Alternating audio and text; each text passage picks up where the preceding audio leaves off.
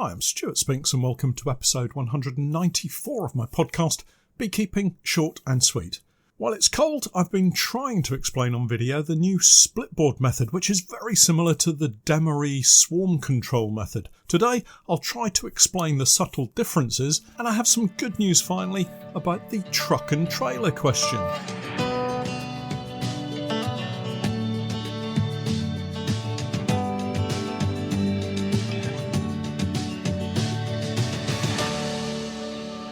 Beekeeping Short and Sweet, a beekeeping podcast for the inquisitive beekeeper with a short attention span. A beekeeper, in fact, just like me. I'm delighted to say that our podcast is now sponsored in part by Simon the Beekeeper. Making beekeeping an affordable hobby for everyone, Simon the Beekeeper provides the best value beekeeping equipment possible, along with a super fast delivery service. The bees won't wait, so their customers don't have to either. Visit the website at www.simonthebeekeeper.co.uk. Hi everyone, I trust you're all well and keeping warm, because if you've got weather as we have here in Norfolk, you'll need to keep warm. The overnight temperatures have dropped sufficiently to give us a few days of early morning frosts. In fact, as I type at something like 9:30 in the morning, I can see a fairly heavy ground frost outside still. Our daytime maximums are reaching 6 to 8 degrees Celsius. What's that in Fahrenheit? Something around 46 degrees-ish. Colonies are clustered up nicely at these temperatures, and I'm actually glad for the colder weather. It reduces the activity within the hives. Colonies gather together to maintain brood nest temperatures, and the consumption of food will drop compared to a warm active day when bees will be out on cleansing flights and using energy that will no doubt need to be replenished, thus depleting the food stores they have further. It's become a regular habit for many beekeepers to add fondant to their colonies over winter. Not something I did much at all when I first got into beekeeping, but probably more in the last 10 years than ever before. Well-fed colonies in the autumn don't usually need topping up feeding through the normal winter, but what on earth is a normal winter these days?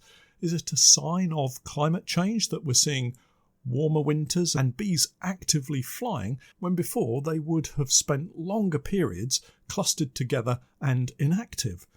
Who knows? As I've said before, half the time I think the fondant is added for my benefit rather than because the bees are dangerously short of food. It doesn't cost a great deal really, so I guess it's worth it. Remember, now is a good time to carry out regular hefting checks on your colonies. Lift the back of the hive by grasping the bottom of the floor at the back, and with your other hand on the roof to steady it, gently lift the back and gauge the weight of the hive and contents. If you've a number of colonies, you'll soon spot ones that are particularly light or overly heavy. Both should be checked. One might be starving, the other might be isolated from its stored food supply and will need a helping hand either way. With all this cold weather around, it was a bit chilly this week as we completed our second round of oxalic acid sublimation. I hope my little exercise last week with the numbers didn't confuse you too much. Suffice to say, if the maths was a little off, the basic principle was sound. Varroa populations can grow at a frightening rate if left unchecked. I've had a couple of comments about whether the sublimation should be through the bottom or the top of the hive. Honestly, I don't think it really matters a great deal. I don't have any science to back this up as usual, apart from personal experience over the last few years of sublimating. We seem to knock enough varroa mites down to keep the bees healthy, whichever way we choose, so it's not particularly important, I think. Something I am going to try to sort out for next year is getting bottom boards into the hives again. Not because I think the treatments would be any better or worse, but because I think it will keep the vapour contained in the brood box a little better, and on really still days it will help reduce the amount of oxalic acid vapour that comes up into the air and is drifting around. This point was brought home to me this week when we were treating the bees at the allotment apiary, which is next to a school, and the young children, very young children, were out in the field playing on their break time. We had to stop and wait for them to go back into their classrooms before carrying out the bulk of the treatments, as I didn't want to see a cloud of oxalic acid drift across the playing field into a large group of children. A really important safety point. It's not just the beekeeper's safety that you need to worry about, but also anyone that might be in the general area. If in doubt, stop and go back later. Moving on to the good news story of today, I've had a reply from the Driver and Vehicle Standards Agency regarding my question about the truck and trailer towing capacity. To recap, the question was, am I legal towing a 3.5 tonne rated trailer when my truck can only legally tow a trailer with a maximum laden weight of 2.8 tonnes? As I said, it's good news, and here's the reply that I received. There are two separate but equally valid parts to your question, which I will need to address. The first is the driver licence requirements. The second is the vehicle operating requirements. I'll start with the driving licence requirements. I've attached a link to the new driving licence requirements, and here I'll add myself that I'll put a link into the podcast notes. But then the email goes on to say, as you've stated that the vehicle in question has a MAM of 2930 kilos and the trailer has a MAM of 3500 kilos, and assuming that the driver holds a car licence, this would appear to be acceptable. Now for the important bit. With regard to the vehicle operating requirements, it is the actual weight of the vehicle and trailer that is important here rather than the stated design weights. So, in the example you've provided, you stated that the trailer weighs 850 kilos, but the vehicle's maximum towing capacity is 2,800 kilos. That's 5,730 kilos minus 2,930 kilos. Therefore, the maximum carrying capacity of the trailer is now 1,950 kilos. You can therefore only load the trailer with a maximum of 1,950 kilos if you wish to remain within the regulations. Assuming that you adhere to that limit, the vehicle combination would be legal. You can of course add additional weight to the vehicle provided that you do not exceed the GVW, and the GVW being the gross vehicle weight. Happy days, as they say. With that question answered, I'm free to hitch up and get towing. You might be wondering why I would buy such a large trailer, which is way over-engineered for my truck. Well, I'm forward planning here. I want to be able to upgrade the truck to one that has a towing capacity of 3.5 tonnes, maybe later this year, and the trailer will then be perfect for that truck. In the meantime, I can fill the trailer to capacity with empty boxes to take to the various apiaries without any issues of overloading. The return trip, however, will need to be restricted to something around 100 full supers, but that's more than enough for me to cope with in one session of extracting, and with the boxes spread evenly across the trailer, it will be super stable, if you'll excuse the pun. Moving on, I posted a video on my Patreon page this week showing the new split boards that Pete has made for me. Well, the one I demonstrated wasn't quite finished, but I hope it showed the basic principles. I'm planning to record another more detailed version, one of the completed boards that we have for the honeypore hives. It will be without bees, of course, it's that time of the year, but even so, I think it will hopefully demonstrate how effective it will be. I'll make a little more space at the unit and also demonstrate the artificial swarm method and look at the pros and cons between these two very valid methods. There are a lot of similarities between the splitboard method and the Demaree swarm control method. George Demaree was a beekeeper in the States, and he had his method of swarm control first published way back in the 1890s, so it's nothing new. As the name implies, the Demaree swarm control method is used for swarm control, not necessarily for increase, although we are using a modification of the setup in the splitboard method to create an increase.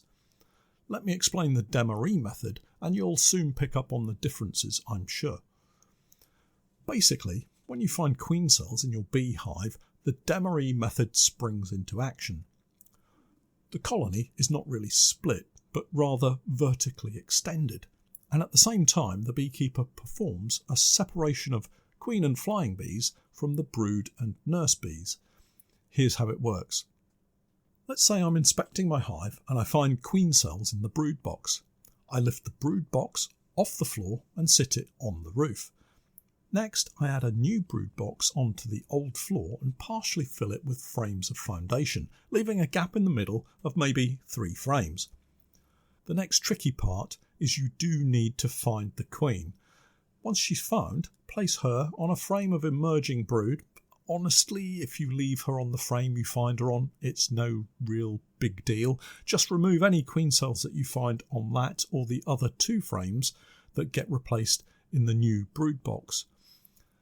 So we have the queen, 3 frames of brood, and the rest is filled up with foundation. Add a queen excluder. You now have the old queen, 3 frames of brood and food, and frames of foundation in that bottom brood box with the queen excluder on top. Above the queen excluder, you place any supers that were on the hive. If there weren't any, I would probably add a couple at this point. It gives a decent separation between the bottom brood box and the original brood box, which is going on top. But first, add another queen excluder above the supers. Then the old brood box goes on top of that. All the flying bees will return to the bottom entrance and start working on the frames of foundation to give the old queen room to lay more eggs. All of the nurse bees will migrate into the top brood box to attend to the developing larvae in that brood box. Add the crime board and roof, and that's job done for now. A week later, go back in and carry out an inspection. Most beekeepers would probably say you only need to inspect the top box, but I've had queen cells in some strange places, particularly in the bottom box when I've used this method before, so I would suggest checking both brood boxes. But they're your bees, it's your choice, but remember, bees do like to swarm. Knock down all the queen cells. Remember, this is swarm prevention, not an increase method. We don't want any replacement queens in this example, so we're just going to destroy any queen cells that we find. I'd also advocate making sure the old queen is laying well in the bottom box and things are going to plan as far as the foundation is being drawn out, so I would check the bottom box anyway. If you miss any queen cells, they're more than likely to swarm, so do this check carefully and methodically. Once you've knocked down any queen cells, there's unlikely to be any further queen cell production in the top box, although I've known workers to move eggs into supers to produce queen cells, so you do have to keep an eye on what's going on and be ready. After about 3 weeks or so, all of the brood in the top box will have emerged, and there shouldn't be any further queen cells popping up in that top brood box. At this point, you should be able to recombine or remove the top box for cleaning and then reuse. One drawback is that you'll trap drones in the top box as they have no way to get out. Bear that in mind when you inspect a week after performing the initial manoeuvre, because you might get a shock when you take the roof off and have hundreds of drones take to the air. It can be quite a sight. The Demaree method is a really useful tool to have if you're short on space. It's a simple enough process, so long as you understand the brood cycles and why you're doing the things that you're doing, and it will create a large colony ready for the summer flow if you've successfully prevented any swarming. The downside is you have to find the queen. If you can't find her, it's probably not going to work. Again, you have to be able to spot all the queen cells a week after doing the changes, and it does give you a fairly large stack of boxes, which I believe you will have to split down again to ensure that you've checked the bottom box for queen cells again a week after the manoeuvre is carried out. You do need to be able to lift some heavy boxes, and that might be a deal breaker for some beekeepers. The split board method is not a swarm control method in itself. It's more a tool for increase and of queen rearing. But by doing that, you are in fact controlling swarms, hopefully, as a byproduct. By using a board that has no access to allow the free movement of bees between the top brood box and the bottom brood box, there is immediately separation and the establishment of 2 independent colonies. One with a queen, that's the one in the bottom box, and the other queenless, but with queen cells. That's the top brood box. Otherwise, the process is pretty much the same in terms of inspecting a week later to knock down queen cells in both the top and bottom boxes, remembering that you need to leave a queen cell in the top box to become the new queen of that newly formed colony. All the flying bees will return to the bottom box. The drones are able to get out and do what drones do, and you've been able to carry out the entire procedure vertically on the same spot. Crucial if you're really tight for space. Well, that's it for this week. Watch out for the video in due course, and I'll catch up with you all again next time. But just so you don't forget, I'm Stewart Spinks, and that was Beekeeping Short and Sweet.